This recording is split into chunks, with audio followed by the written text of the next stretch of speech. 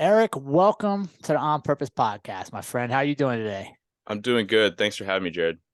Man, it's an honor. It's just so fun to we were talking a little bit off air. It's just fun to create something that brings a little bit of value to the world wherever it is, and then to be able to share with other people to find you and to share their stories. So it's always an honor for us to be able to share the stories of the people around the world. So we thank you for being here. Thank you, man. Yeah, it's my pleasure, certainly. And then even just to connect with you, we're in this day and age where, we can have our little positive efforts, but then to connect, across the nation. And I know you even connect outside, right? But just to see that, we can all be in this, in this greater mission together, just to create that positivity is really invigorating. Yeah, I love it. What led you to wanting to do that? What led you? Because here's what. Let me preface that. Yeah, man. I believe everybody's story is worth telling, and I believe everybody's story needs. There's somebody out there that needs to hear every story. hmm So when did you realize that, like, man, I gotta get louder? Man, it was a couple things. So, really it was 2020, where shitty time for everyone. But as a cop, post death of George Floyd, we were all confused and frustrated, and the nation was reeling. I think the world was reeling, right? um and I had my Facebook, I had my Instagram as more personal accounts. I never really put much on there. Didn't like hide it either, so people that knew me from life, school, whatever, knew I was a cop, probably loosely, if we didn't directly keep in touch. But I use that as a method to vent, and I use it as kind of a journal, just to share my thoughts and what it feels like to be a cop that um that's just trying to do their best, right? And trying to recover the pieces and stay in the fight and try to serve continually in a positive way for the community. And I got a lot of positive feedback, right? There's a lot of people that really hadn't heard from me in years, that we haven't kept in touch, and you just kind of see your families kind of grow and develop, from the peripheral. But I got a lot of kind of reach back saying, hey, like, thank you for sharing that. I don't really know any cops outside of you, and I think that you're exactly what we need more of.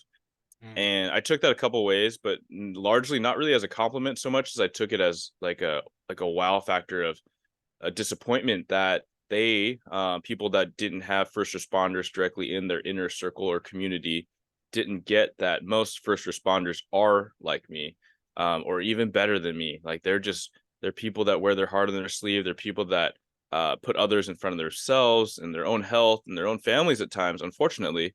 I know that that's a lot of what we both talk about and share about. But I was like, man, if you only knew. And so then it kind of was a combination of that and just wanting to put out good positive information for first responders as well as non-first responders, of just like, hey, how can we just live a little bit better, but also show a little bit of that side of things. Humanizing the badge, empathizing, just building that understanding that's going to help everyone along. And I've just become a lot more comfortable in the last couple of years. Part of it's based on assignment. I ended up becoming our recruiting sergeant, the first of its Yeah. kind for my department. We never had that dedicated of an effort over the last just over a year. And so, telling my story is very intriguing to people coming into the job. So I've gotten very accustomed to ask what people's story is, why they have this call to service, and what mine was. And then just kind of growing the social from there, right? I'm trying to just go where the wind blows and where the thirst is, as far as the kind of content, and where I can be most helpful to people.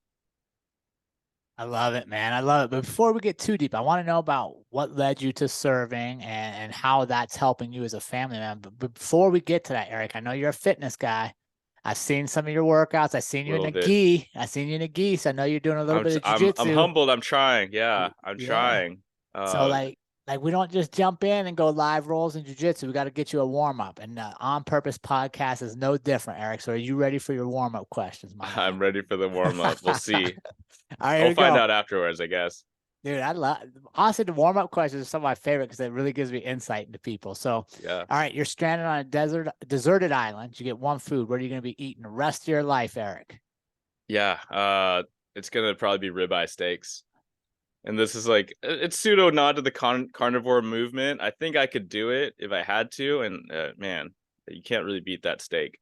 All right. Well, now I don't know how familiar you are with the show, but I had a very distinguished guest on a few episodes ago, and he also would take a ribeye steak. Mm. So now I need to know, how are you going to cook your ribeye steak? I've so I'll say I kind of gross people out because I eat it pretty rare.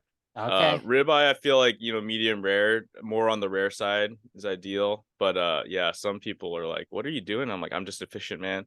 Trying to go green, not use too much energy to cook this thing." Any seasoning you got to go to seasoning on that ribeye? For sure, salt. But if it's good quality meat, like I'm good with just salt. I'll skip the black pepper a lot of times. Just a good quality, pink Himalayan or sea Okay. salt. I love Yeah, it. Yeah. All right. I'm now with that. All right. You get one superpower. What would you want and why do you want to have it? I think I'd love to teleport. I love to travel. Don't do it quite as much as I'd like to. But the biggest drain is always the lag time, right? The travel time. So just to be somewhere, and then I kind of get in my own, I think, habit of trying to be productive. So if you can just get places faster and just get doing the thing, then it's fantastic. There you go. Favorite book? Ooh, I what's jumping to mind is probably the Daily Stoic, Ryan Holiday. Yep. And what I like about it is just, it sits on my shelf in a prominent place. I've gone in and out of the habit of just trying to picking it up, and I'll read one or two entries. But just yeah, those for those unfamiliar, those Greek philosopher and Roman philosopher, Stoic philosophers, just trying to help keep life simple, worry about what you can control. And he has a really good breakdown and just a really solid application to life. Awesome. You get to have dinner with one person. They could be passed away or still with us. Who would you choose and what would you want to learn from them? Man, I I grew up loving Bruce Lee. Okay. He's as a Chinese American myself, like, you didn't really have a lot of awesome role models that like look like you. Um, but yeah, just as I come to learn more, and I think a lot of people do appreciate his genius, not just as a martial artist or a celebrity, but as a philosopher, and just to pick his brain and kind of wonder how has he always been that way? Did he always look at the world just a little bit differently, a little bit non-traditionally? Because I think that innovation is really inspiring. What specifically stood out to you in his thought process that made you connect with him?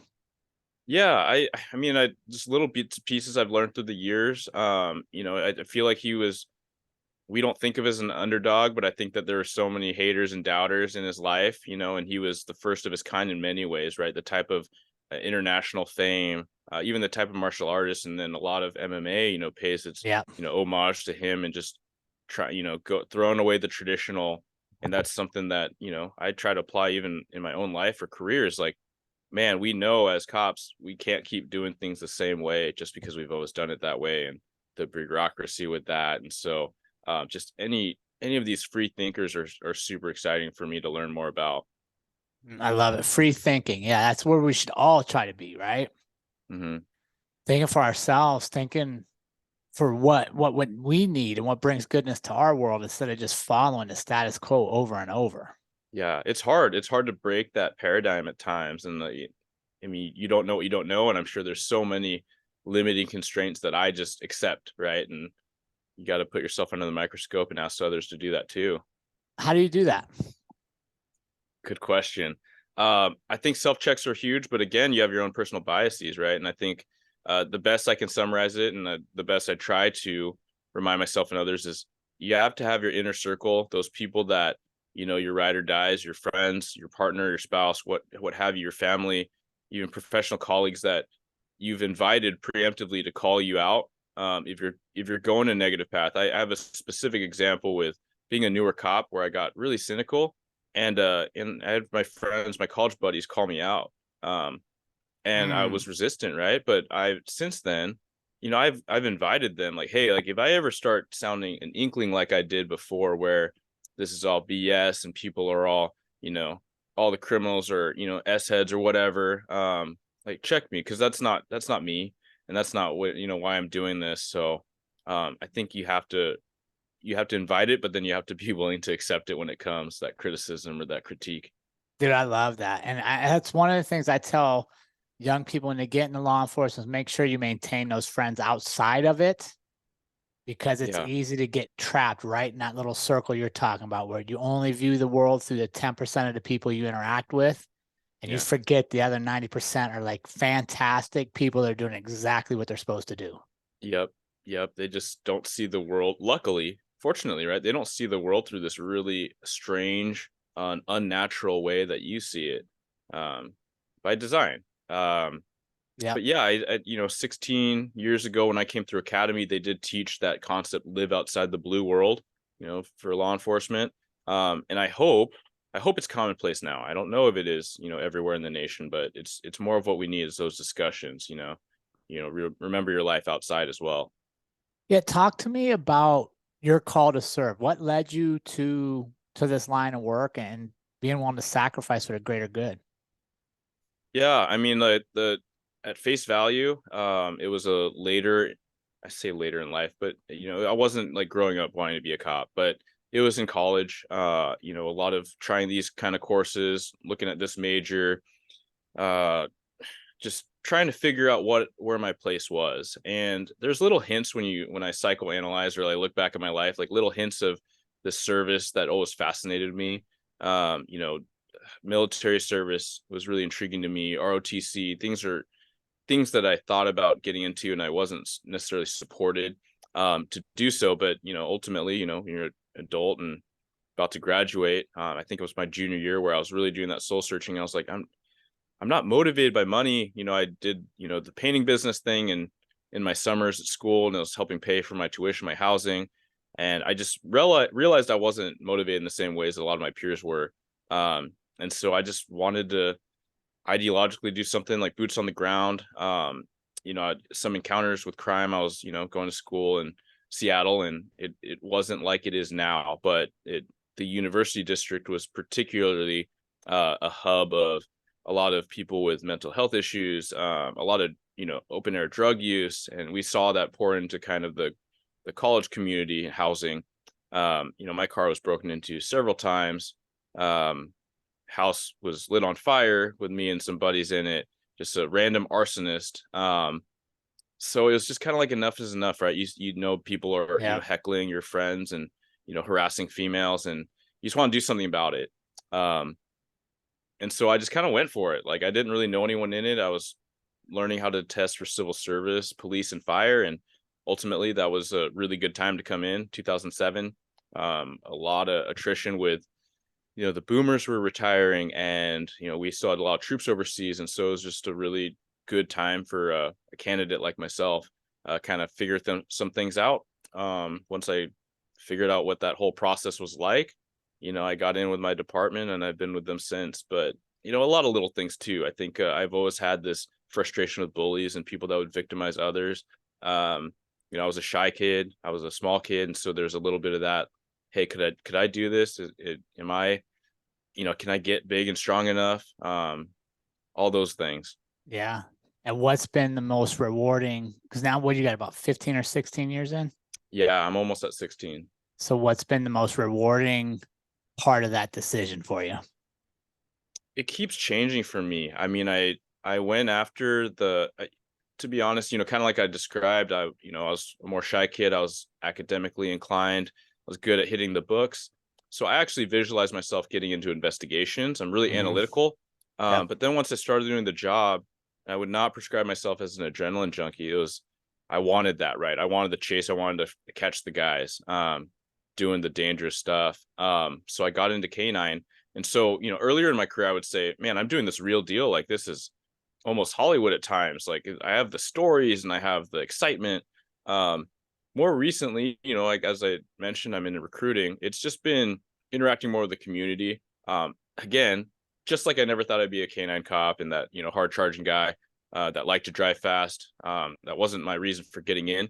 I surprised myself as well. I never thought myself to be the community engagement, smiley PR guy, but I saw the value in that, making these connections, especially post Floyd. It's what our industry needs. Like, not every cop has to do it, but you have to have enough wanting to do it and willing to do it.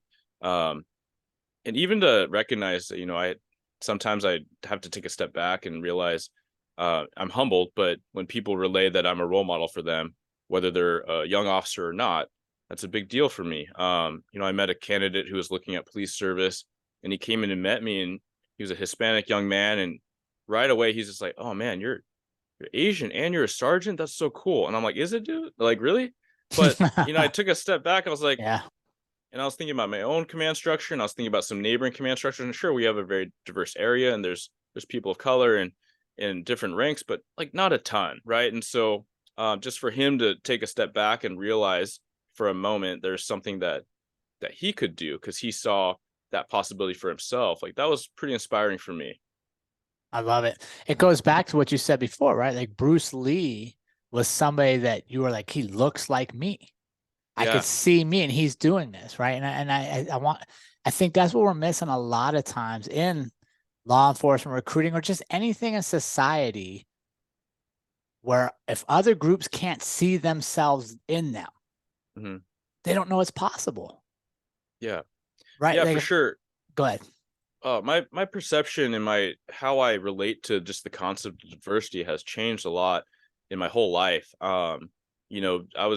I'm the son of immigrant parents, and I was one that wanted to assimilate. Like I wanted to ignore the fact that I look different.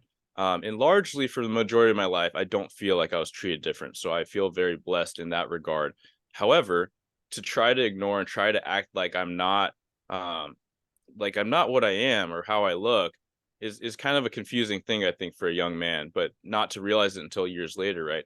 I love Bruce Lee, and part of that's because like, what kid doesn't like kung fu movies and stuff? But Right. me and my dad watched a lot of them, and so um, and then I think there was that subconscious thing. Oh, like this is someone that my dad thinks super cool, and so I think he's super cool. Um, the Ninja Turtles aren't even people, and so you're trying to look for these little things. And you definitely see it a lot. I think that there's a lot of feelings associated with concepts of diversity. Are we doing too much? And I don't want it to be forced, right? I just try to explain, hey, just it exists here. Let's recognize it and recognize how we feel about it. But I do think it is really cool for kids growing up now that even with travel shows, right, and cooking shows, like their cuisine of heritage probably isn't so much quote unquote weird. It's something that everyone has seen on TV, so they don't have to be ashamed of it. And I definitely recognize little pieces of that. For me, like I didn't want my friends to come over and see the rice cooker plugged in on the counter and be weird, right? But truly, like a lot of my friends thought it was cool because they wanted to Right. eat that and not the bread that they're bored of. Because it's similar, like I'm bored of the rice, right? Yeah. So, but yeah, all the stereotypes but there's some truth to it and how we kind of navigate things. Dude, you're so insightful on that. And as I was preparing for this episode, I listened to, a couple of your podcasts, which we'll talk about later. And I love your awareness of the biases, right? And I love your awareness of, okay, are we truly being inclusive? Would everybody feel welcome here? Mm, What, in your view, can we do more of? How do we continue to progress beyond what I would say is surface level, the easy stuff? Like, how do we get to the point where you and I can have dialogue about our differences and yeah. love it?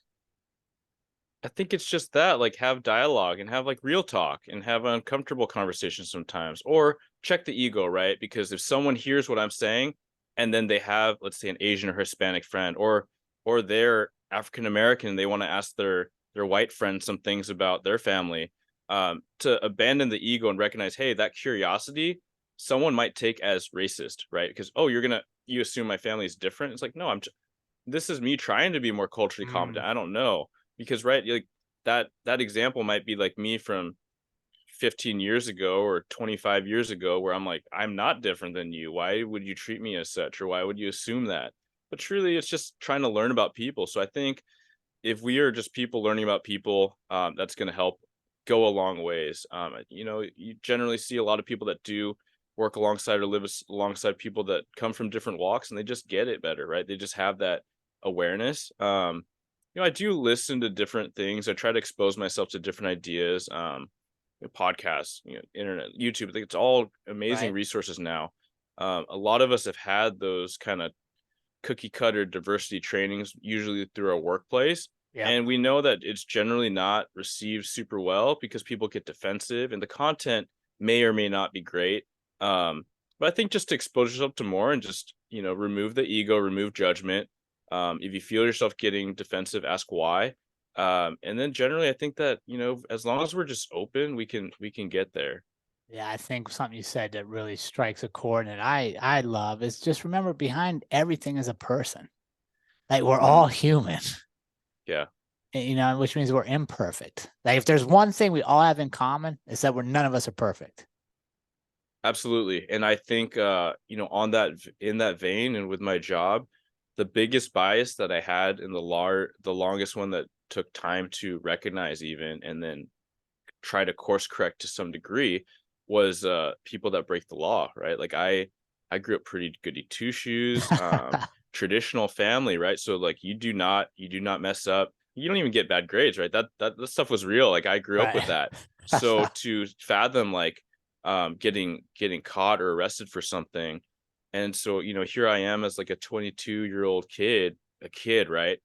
Telling people how they ought to live their lives, and the value judgment, right? And you do your best as a cop. You're trying to do some mediation, and even outside of just being immature or whatnot for a young cop. And this is a gross generalization, but for me, Yeah.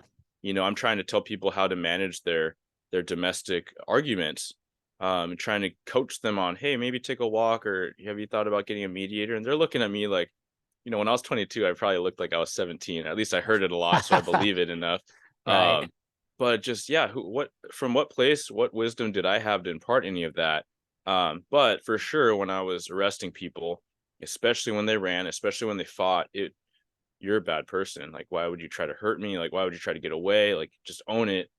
Like, after a number of years, and I recognize, like, yeah, people are people, and I think that when I really reflect on how we all make mistakes and whether or not we got caught for them has something to do with how it pans out, whether or not we were supported in or out or why the context. Yeah, man, like when I started talking to people like people, suspects, people I arrested, like I could tell quickly they felt that they were looked at as a person, and they would actually talk to me, right? And it wasn't always for like a statement, for the Yeah. case, and sometimes it was just for relations, right? And it always served as a really strong compliment, and I think that a lot of cops, this will resonate with them. But when they say, "Hey, you never did me wrong," or you at this PD have never done me wrong. And they'll cite some other department that, Yeah. that put the thumping on them. But they say, yeah, you guys never did me dirty. And I was like, okay, that means you're treated like a real person. And For sure. that's a huge thing. Yeah, and it's interesting, right? We spend so much of our time for law enforcement professionals training for all the threats in the world. And they're very real. Like, don't get me Yeah. wrong, they're very real. Hmm. But we don't do a good enough job balancing out, recognizing when they're there and when they're not, being able to transition Hmm. to the human interaction, the actual human interaction that needs to take place to allow people to feel, just like you said, like they were valued, they were heard. Because even the people you're arresting have value to somebody in the world, Absolutely. right? And that's, I think, along with what you're talking about recruiting and some of the stuff you're doing, one of the things we've really got to challenge is how do we train and prepare our young men and women in this line of work to be ready to win the physical encounters, Hmm. be absolutely hands down prepared to win fights, but also be dialed in enough to recognize when that is not taking place. Yeah.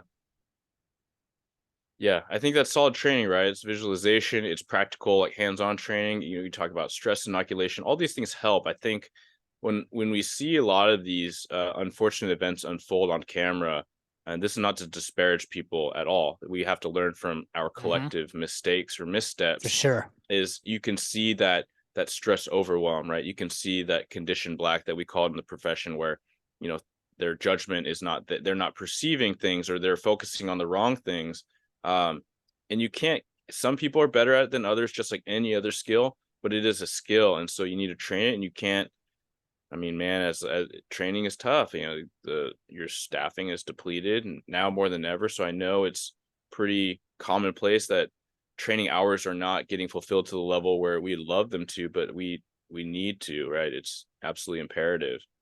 Yeah, if you don't make training a priority, then quite honestly, to me, you're making failure, you're making coming up short Mm-hmm. a priority, Mm-hmm. right? Because training is what prevents you from losing, Yeah.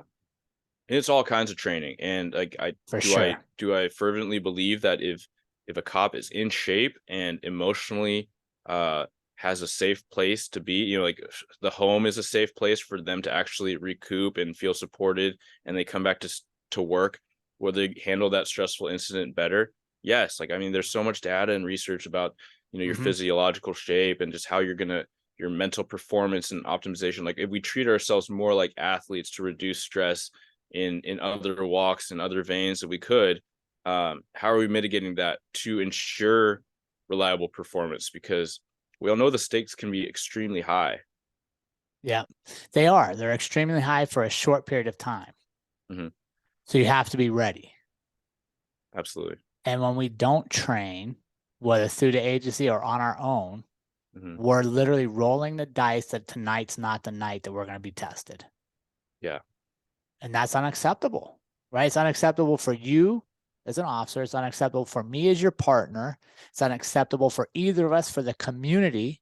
Because what Yep. I always tell people, especially my young cops, when I get to talk to them, what I tell them is the community doesn't get to call 911 and see you show up at the door and go, I'd like a refund. Can you send somebody that's in shape and ready?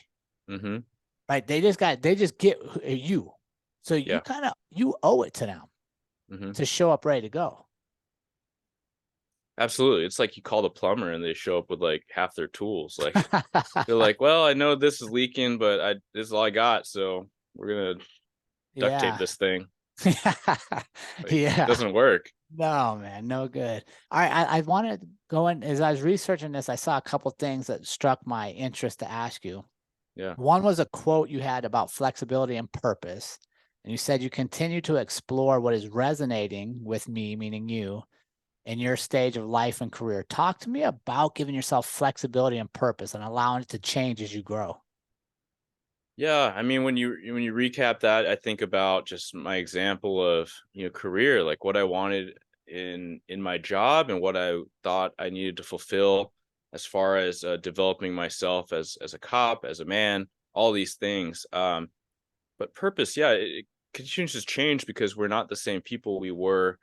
I mean, yesterday or a year ago, certainly 5, 10 years ago. We shouldn't be, right? We should be continuing to grow and challenge ourselves. So, uh, um, if our purpose is too narrow, then we suffer a lot of potential consequences of that, right? We paint ourselves into a lane. We limit our Mm. own uh opportunities, or of our focus, and we focus on this one goal, and there might be external factors that make it near impossible or maybe not practical to achieve without sacrificing a lot of other things in your job or personal life.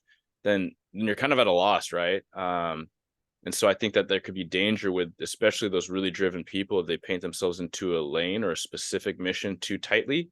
So maybe to think broadly, and that's what I'm trying to get at. I love it. And allow yourself to grow into your new role, right? Like, because now, like you said, we all grow. Mm-hmm. And if I only look back on what I wanted back when I was 18-year-old me, well, it's easy for my current me to be like, that was a failure because I didn't accomplish that. Yeah. Instead, I'm missing all the abundances around me and all the new opportunities I have to grow into new purpose.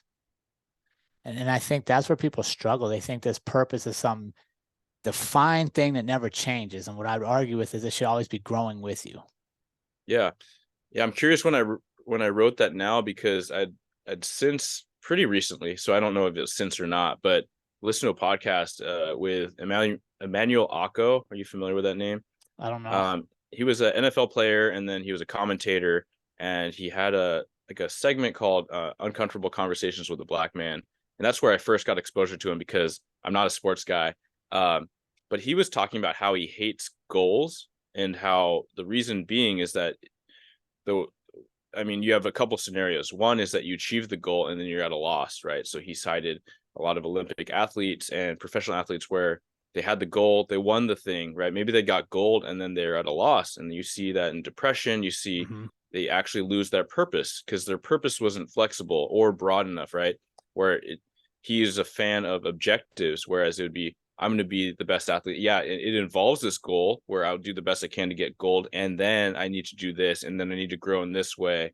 Your goals, you either succeed or you fail, right? So the converse being, you medaled as a silver, and now are you depressed, and now are you at a loss again because you didn't get your goal? And so I think it's a little nuance. I think it could be semantics for some people when they hear that back, but I Yeah. like it. I like what he's getting at, right? When we question what we're doing and why we're doing it, I think it's worth examining. I love it. Yeah, no, I get it. And I agree.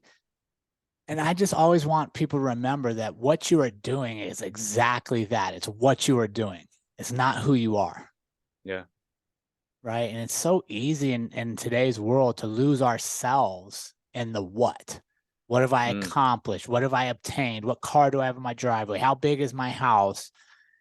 The reality is that's not who you are. yeah. Right? Who you are is a husband, a dad, a brother, a mom, an aunt, all of that. That's who you are. Who you are is the values you show up with, the integrity you bring, the life you bring, the energy you bring. Yeah. Absolutely. Yeah, it's your values, it's how you treat people, it's what your legacy is and what people remember about you. Um, that's dangerous how much we identify with our jobs. And I think most everyone can identify with that, and they may be able to perceive, even if they're not a first responder, how much that can be. Because it does affect a lot of your life outside of your when you're wearing the uniform. Absolutely. It's a very friend of mine because my daughter just turned 4, and so she for her whole life, as soon as she could talk and we were learning about jobs and books and things, and we would just try to encourage her and just see like where her interests were, right? We'd say, hey, like, you saw that on TV, like, what do you think? That could be a job. You can cook food as a job. Do you want to be a chef? And she'd be like, no. And it became quickly, for like the last 2 years, everything you ask her, she says no. And then with my wife, I was like, I think we should stop asking her what she wants to be when she grows up, right? Because you ask teenagers, they don't know. You ask No, college students, they don't know. You ask, like, right. half 30-year-olds don't know, right? They have a job probably, but they don't know what they want to do in 2 years. And the way that things are going, yeah, you career change. So to make that less of our identity, and maybe like just say like, hey, what kind of person do you want to be? Like, hey, what do you want to be? What do you want to do like for your free time? Like, what really do you love doing this? Do you love painting? Do you want to keep painting your whole life? Like, does that bring you joy? Like, maybe these things, like, Yeah, more integral to who you are. for sure. And that's honestly, that's what I tell parents when I get to talk with them is don't ask your kids what they want to do. Ask them who do they want to be? Yeah, I love Who do that. you, because that's way more important because what you are can change. What Hmm. you're doing, but it's who you are that is the consistent that's always with you. So yeah, I 100% agree with that. Talk to me about this one. Legacy is giving, and you create legacy by your daily actions. Mm. Yeah, it's just to recognize like everything you do, has a ripple effect, right? Um, and to not get lost in the weeds. And I think a lot of my writing has been, or a lot of my posts, a lot of this whole thing that I do with Blue Grit has been out of certain things that I'm frustrated about, right? So it's trying to make something productive out of it, and an outlet, and be positive and think about how you can use that energy and that momentum to build something good. And so with that, it's an invitation to say like, hey, whatever the situation is, whatever you're looking at right now, like, there's something you can do, and it might feel daunting, it might feel overwhelming, but there's something you can do that will pay into something um, more productive or more positive. If people are watching, right? People, you're always interacting with someone. What you are or aren't doing, someone's taking note. Absolutely. Yeah, you're always you're setting an example for somebody all the time. So talk to me about, so let's go into the Blue Grit. You got Blue Grit Wellness and you got your Blue Grit Radio podcast. Where did that come from? And what was your biggest obstacle that you had to overcome to putting yourself forward like that? Yeah, I mean, what it came out of was essentially, as I started talking about posting on social media, I recognized a couple things. One is that I felt that I felt like I was at that time in my career and at my place in life where I felt okay, just kind of just being open and saying, "Hey, I'm a cop and this is me." I felt like that was very helpful. When people do that, I'm certainly one of many. And I no judgment for those that don't. I think absolutely there's a lot of people for their professional or personal reasons you should not. But for me, I felt like I was there. At the same time, I was just trying to spread stuff that I cared about, which is fitness and mental health awareness. I've been an avid peer support, uh, I guess, team member, but also advocate in my own department for most of my career. So just relaying all these little nuggets, and then at the same time trying to gain some sense of confidence that I had a voice and I had something that was worth talking about that wasn't solely police work. It's very in tandem, and that's where a lot of my experience and insight comes from, is the front line of being a first responder, and why, I mean, truly why I even care about a lot of this and why I know so much about it and took the deep dive into these topics is because of that. I didn't grow up playing sports or anything, but the physical health and fitness thing is something that I recognized how imperative it is in the job. And so, with that recognition of planning, as a sergeant, I was telling all my guys they needed to have a backup plan, and they needed to find what made them excited, what made them what they felt passionately about outside of police work, because you never know. Yeah. It might be your choice, it might not. And I'd always said that. I preached that for years, even before 2020, but I didn't really do it for myself. I always had these vague, maybe I'll go back to school, but for what? I don't know. I Yeah. didn't really hold myself accountable. That classic, not taking your own advice. So I Yeah. was like, well, I do care about this. I do care about coaching, and maybe fitness, maybe health could be an avenue for that. And so if you look way back, a lot of my original like Instagram was more in the workouts and some health information and some nutrition information. And then now it's just kind of developed into what my 40 plus hours a week is, which is more just recruiting and mindset for being a cop, and my opinions and my perspectives on police culture and as it interfaces with the community. So yeah, it's I think there's another part of your question in there that I might be missing. No, you're good. What's been the reaction for it? How's it been received? It's hard to say. You, it, I mean, certain aspects are easy to say. Some people are pretty direct and be very complimentary, very validating. Um, I think it's just that kind of imposter syndrome that a lot of us deal with, where when I'm hearing only good things, I'm like, okay, where's the bad stuff, right? Had a couple, trolls here and there, but nothing crazy. Um, so then I'm always wondering, okay, what do people really think? You know, people in my department, like people in my personal life. Um, do they think that I'm some weirdo, or I'm like trying to be like an influencer, and I think I have an inflated ego? And I'm like, I can't worry about that. I just try to worry about why I'm doing it and what I'm saying, and if it's helpful to people, like that's my real goal. What's been your favorite moment so far since you started creating? Because you're pretty right there. You're pretty loud on your social media. You put out a lot of good stuff, but it's very in the law enforcement Yeah. realm, which some people love, some people aren't gonna like. What's Hmm. been your best moment so far? What's for you? I don't know if I can isolate a moment, but just being able to connect, like we were talking before, but uh, I what how else would I have met you and gone to have this fantastic conversation about life and purpose? I don't know, it's just like the we talk about all the ills of social media and the type of age we're in, but at the same time, like I can count quickly, like 2 dozen people that I would have never met that I've either had a dynamic conversation with, whether recorded or not recorded, or just messaging, and I feel part of this other community that spans state lines, spans country borders, and just people that really really care deeply for other people, and then just wanting to put out a positive message. Like I feel like iron sharpens iron, and in my own neighborhood, certainly I have a lot of people that I really respect and I look up to, but not necessarily doing things the same way, not necessarily like doing a podcast or talking about these things publicly. So yeah, just to feel that connectedness and just be inspired by what other people are doing. Yeah, it's amazing how good it feels when you give to others. Mm. right? And the law Yeah. of the universe says it's going to reciprocate, right? If you're putting love and positivity and hope out to the world, it's going to come back to you. Hmm. Whereas if you use your social media channels or your conversations to inspire divisiveness, hate, and be derogatory, then that's your world. Yeah. Yeah, you curate that, right? Like we choose what affects us, and then now with algorithms, it's almost going to pile that on, right? Like, oh, you like this stuff, you like this controversy, that's all you're going to see. Then we're going Let's to send it your way. yeah, let's Um, keep feeding you. That's what they're gonna do, right?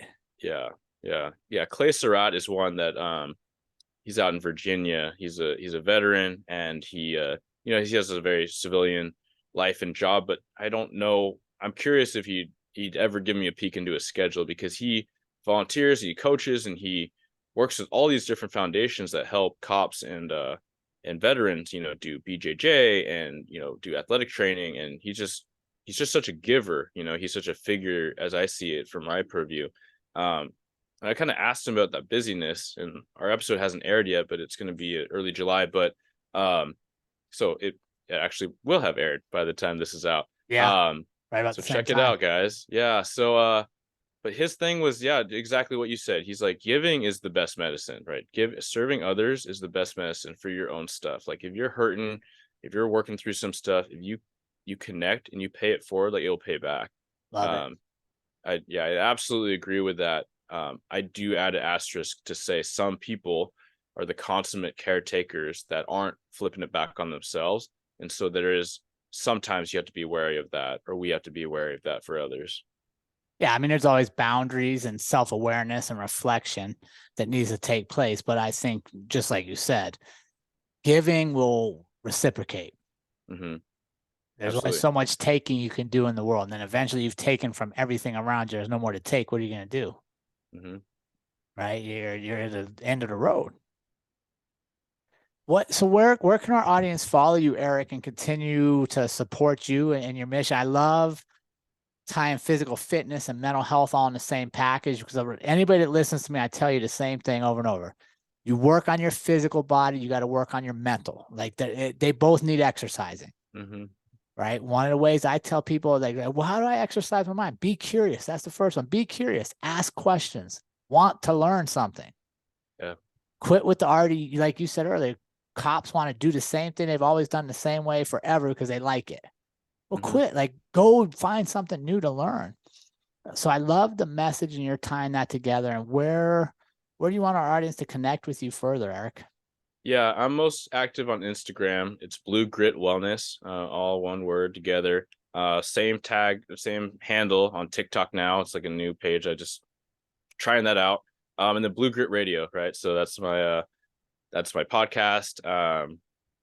Amazon, Spotify, Nice. How's that Apple. been going Yeah, for you? it's been good. And like I said, it's just been, I was talking yesterday. I interviewed one of my old supervisors and training officer, and he asked the same thing. And I was like, man, like so good, because selfishly, there's so many benefits I'm getting from. I get to pick his brain and revisit, go down memory lane a little bit, and then really ask him some more critical, um, leadership advice, essentially for myself, right? Because he did a lot of things. Now he's hung it up, he's retired, and I got to pick his brain because I wasn't even at a developmental stage to do it, 10 years ago when we were working together. Whereas now it's like, without the podcast, I don't know that I would have, had an hour and a half long conversation with him where we sat down, we were dedicated, focused, and then to be able to share that out and know that a lot of people that I work with or worked in the area, or people that he's trained nationally, like, are going to be able to hear that conversation and pay that intelligence and that wisdom forward, Mm. is so huge. So it's been it's an amazing gift. I love it, dude. And that's so funny you say that, because I was just talking to somebody a couple of days ago. And one of the things that I love about the podcast is you are creating a place where stories can live Mm-hmm. for as infinitely long as we have podcast. Yeah, it's kind of crazy. Yeah, because I started originally with a couple guys that I used to work with, and part of my pitch is like, yeah, it's kind of like a conversation, because one was like totally in, and the second one was like, sure, if he did it, then I'll do it.